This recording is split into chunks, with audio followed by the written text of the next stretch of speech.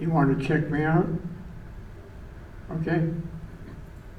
I'm Dan Krinsley, and I certainly didn't have the experiences that John had. He made a career of it, and I was not in that long. On December 7th, I was having a Sunday dinner with my father, mother, and my little sister in a very well-known restaurant at Sheepshead Bay in Brooklyn, which was one of our favorites, and we were busy nibbling away at our lunch, which was always a seafood lunch. And it overlooked Sheepshead Bay. It had a wonderful view of the bay. And they had radios scattered around on various parts of the huge dining room, which could accommodate at least 100 people. And the radio usually played dinner music of some sort. And then there was an announcement that they had a very important message from one of the Washington sources of the military, and they made the announcement that Pearl Harbor had been bombed. And everybody started chatting amongst themselves, and it was quite a bit of news, naturally. And we finished our lunch, and then we returned home. My father had been a veteran of World War I. He was also a Navy man. Unfortunately, he didn't have an opportunity to serve overseas. He was mostly landlubber. And he said to me, he said, Dan, he said, you got to serve, you got to send yourself into the Navy. He said, as long as you know how to swim, he said, you'll have a bed every night to sleep in. And so I followed up on that. And maybe a couple of months later, I went down to Pine Street in downtown New York, where Navy had the office, and I signed up for one of their programs. When the war broke out, obviously we had lost an awful lot of major large ships, and we understood we'd be fighting a Pacific War and an Atlantic War, and it would be necessary to train thousands and thousands of men to operate the machines of war. And also, beyond that, it required a certain amount of intelligence and experience and training to operate the newer inventions of war. And so all of the parts of the military established programs, training programs. And I had investigated the Navy training program, which was referred to as V7. And the V7 program was interested in enlisting the services of recent graduates of the universities and colleges, and also the college students who were near their graduation, to enlist them in the programs, which would be programs which would be associated with the Navy training, but it would be tremendously abbreviated, obviously, because of the needs to get them trained as fast as possible. This was over and above Annapolis and the training stations of the Army and the Air Force. So I went down to Pine Street where the Navy office was, and they examined me, and the only thing I had was hay fever to report. And they said, you'll be at sea, you don't have to worry about hay fever. So I signed up, and well, that was probably sometime in December of perhaps 41.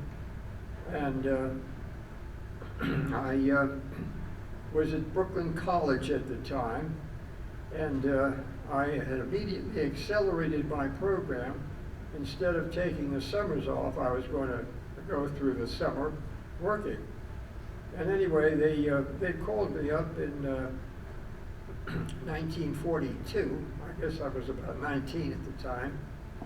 And I needed, perhaps 6 or 7 extra points because of my acceleration in order to have enough degrees to, to graduate and get my degree. And I got orders in the mail. They were calling me up, and I was to report to the University of Rochester. And the date I was to leave was a couple of weeks later. It was short notice. And on that particular day, which I believe was a Sunday, my father accompanied me, was going to accompany me. Excuse me. One thing I certainly remember, my mother was at the door. We had a brownstone in Brooklyn. My mother was at the door, and she was bawling. She was crying, hugging me as if she'd never seen me again. And my father and I got on the subway, went down to Grand Central Station, and he saw me off. We got on a train with several hundred other young men, and we went up to the University of Rochester. And I spent about 4 months there, and the reason for that was that all of the schools with a V7 program had filled up. There was no room at a particular time for a class which I was to enter. But after 4 months there, and I got enough credits to extend them back to Brooklyn College, and I would become part of the graduating class of the following year. And then I was sent to a few other schools for additional training. And then toward the end of that particular year, that was 42, I entered Columbia University. And it was a very, very short program. And it was arranged so that they would look you over as you were training. You did not walk from one class to the other. I happened to be in a dormitory facing Broadway. I was on the 4th floor. There were no elevators in those buildings, and you didn't walk up the stairs. You were told to run up the stairs. And then when you would assemble for either breakfast, lunch, or dinner, which was, perhaps about 15 or 20 minutes away from the dormitories, you didn't march, you ran. And then when you got into the dining room, there was a long cafeteria line. And you learned after a couple of days that if you didn't start eating when you got on that line, 20 minutes later, it was time for the next formation to which you would run. So you started eating immediately while you were on that line if you were smart enough to get any food. Anyway, it was, that was the program, and it was very intensive. The classes were for engineering. You learned gunnery, they had guns. You learned how to recognize a Japanese plane in a part of a second, because you wanted to make sure you were shooting down the right plane, and so on and so forth. And we had a certain amount of sea training, and about 4 or 5 months later, I was graduating. They lost about, I would say, 25% of their entering class because the standards were very, very high. The expression was, it looks like Johnny washed out yesterday.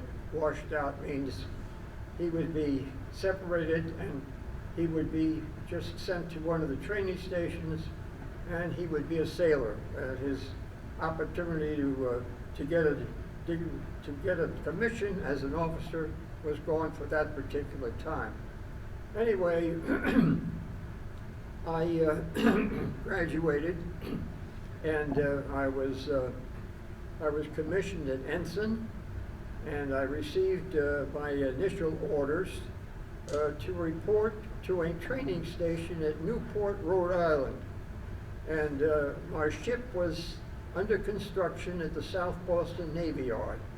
And it was several months away from completion. And so while I was waiting for the completion, there was additional training at Newport. And the day I reported, I got my instructions to report to a commander who was in charge of the base. And at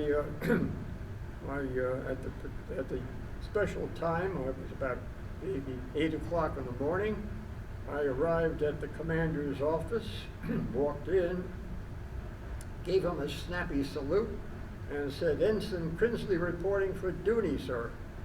And the commander sort of looked up, looked me over, and he looked at his watch, and he said, "Ensign Krinsley, do you know anything about radio direction finders?"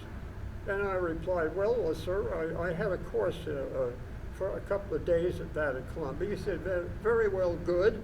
He said, "You're on in 10 minutes at room 42. So I went to room 42, and there were about 20 men in the class, and they looked me over, and I looked them over, and there were some old chiefs sitting there looking at me, and a couple of the sailors who were not too much older than I was, about 20 men in the class. And I had to wing it, which I did. Fortunately, I was lucky enough to get by in about 40 minutes. And they sort of nodded as if, "Thank you." And that was part of my training for the next couple of months.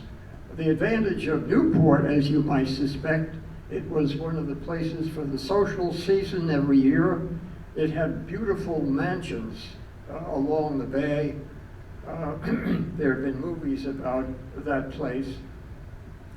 Wealthy people had built beautiful homes, and the young women from these buildings entertained the young officers from the Newport training station every weekend. We had wonderful dinners and dances and so on, so I can't complain about that assignment. Anyway, a couple of months later, my ship was completed. It was the U.S. Topeka CL-67. It was a light cruiser, brand new, and it had, is there a picture of it? Yeah, okay.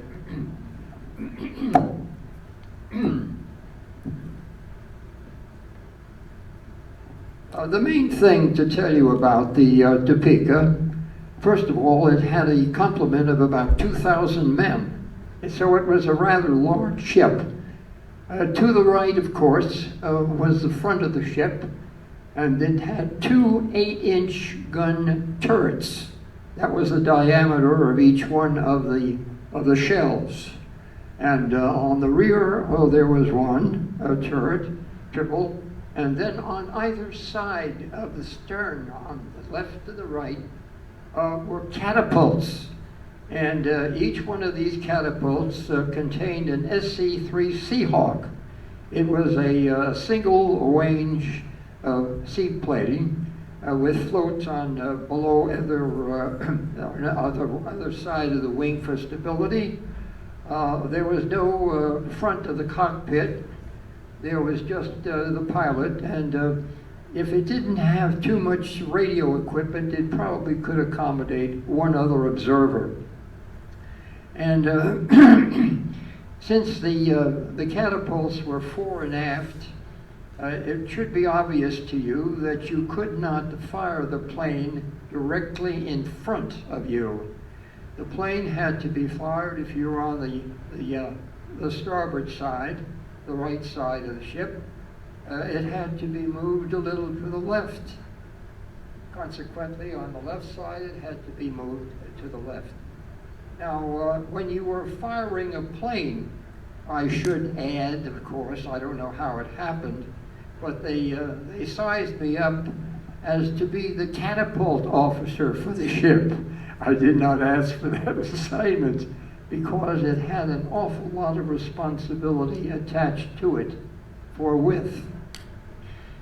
In order to fire the plane from the starboard side, the plane was moved a little, the catapult was moved a little bit to the right, obviously, to clear all the body of the ship. Don't forget, the ship is pitching up and down, and it is moving left and right. And so it's quite a challenge when you fire that catapult, when you fire the plane off the catapult. First of all, the pilot has to give you a signal that he's got his second training with the plane. He's got it firing at first, making sure that everything is working properly. He's adjusting the engines, of course. And there is a gunner's mate, because the catapult is fired with a gas shell. The shell is ignited to one side of the catapult, and there is a gunner's mate who is going to fire that plane off the catapult. And so the procedure goes like this. The first thing you do is you look at the gunner's mate to make sure the shell is in position and ready. And then, before you do anything else, you look at the pilot. He gives you a thumbs up, meaning the engine is ready to go. The next thing you do is you look at the ship. You look at the ship that's pitching up and down or moving right or left. When you are satisfied that you are reaching the top of the pitch and the direction has stopped, is when you give the gunner's mate the command to fire. And that plane goes off at about 60 miles an hour. And you hold your breath, and so does the pilot, to make damn sure that you have cleared the ship. Thank God I've never lost a pilot in any of those takeoffs. And so that was the experience on the ship. Of course, we had several. I should also add a few other little details to you before we got there. After the ship was completed at the South Boston Navy Yard, we had what is called a shakedown cruise. This is the opportunity for all the crew to make sure that the equipment aboard the ship is operating properly, the guns are functioning properly, and the engineers below deck making sure that the engines are firing, are operating correctly. And we took a trip down into the Caribbean for about 2 weeks or so before we went out to the Pacific, make sure everything was operating. And then we went to the canal. That was an interesting experience too. I got the worst sunburn I've ever had, because I had to be out all deck making sure that the ship's sides were clearing the sides of the canal. Anyway, we went to Hawaii. Hawaii is where we loaded up all the ammunition to be fired from the ship. And the guns, of course, we had the 6-inch guns. I should tell you that the diameter of the shell of a light cruiser is 6 inches, and a heavy cruiser is 8 inches in diameter. And they have a range of 15, maybe 20 miles. And the reason for the planes aboard ship are for observational purposes, because the people who fire the guns do not know where those shells, because the curvature of the earth, the distance and so on, they don't know where those shells are landing with respect to the ships. So obviously they have to be a lot closer, and we put up these planes, weather permitting, for observational purposes to see where those shells are landing. And we loaded the ammunition at Hawaii, and then we sailed out into the Pacific and joined the larger fleets that were moving up the coasts and up the islands. We would take one island and we would move up to the next. And our particular job was shelling the shore installations, softening them up prior to the landing of the men, who would then move on shore and hopefully take the island. Some of my, we finally wound up, I should say, at Okinawa. So it was toward the end of the war. And we were involved, not to the extent that John was. I think he may have mentioned that the formation was that the carriers, the most important ship in the whole fleet, was protected. The carrier was in the middle of a circle. The next thing were the heavier equipment, both the battleships and the heavy and the light cruisers. They formed the next shell. And then, of course, the ones really taking the beat were the ones that John was on, the destroyers. They were the ones that were on the outer shell, and they were the ones that were getting the shot from the kamikazes. It was toward the end of the war. Kamikazes were coming in fewer and fewer as they were being shot down. I have seen the kamikazes, fortunately, at a distance. No kamikazes got near us. You have to remember that as the kamikazes were coming in, there was a ring of fire that was being shot at the kamikazes. Thousands of pounds, thousands of 40 millimeter, 6-inch, 20 millimeter, everything you could think of was being fired as the kamikazes came in. So they never got close to our ship, even though it was in the middle, it wasn't in the inside. So I've seen them come in, but they never got close to our ship. The war ended, of course.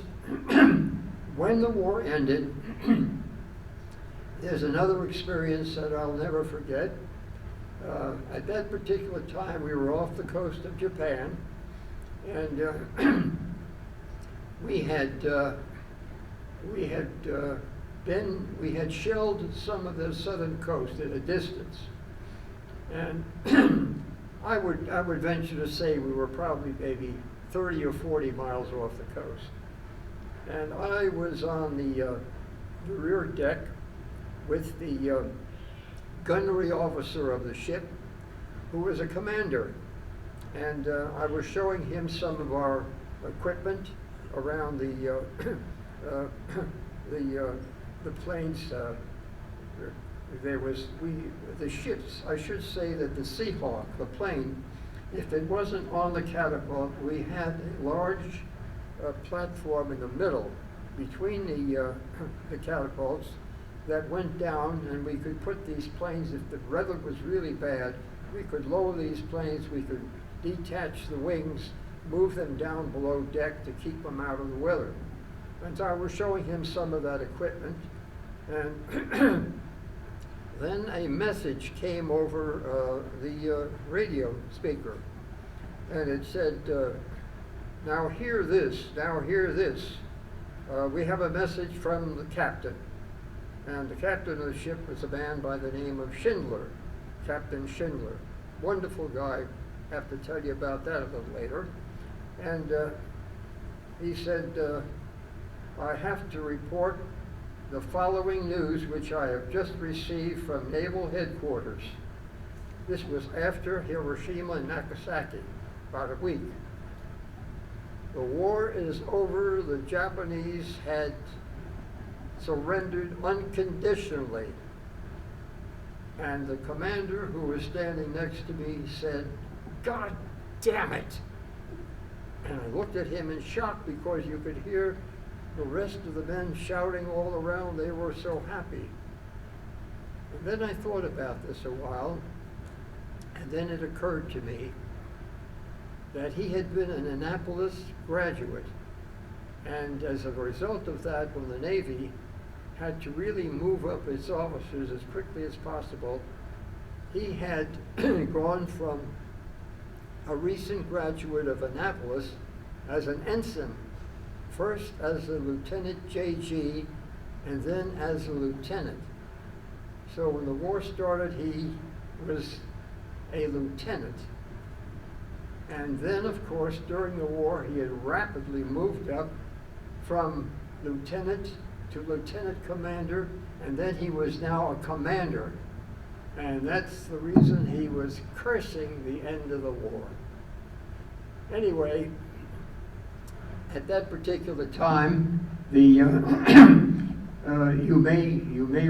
don't remember, you were too young to remember, but there was a point system. Obviously, we had hundreds of ships that had been built by that time, and they couldn't just say go home.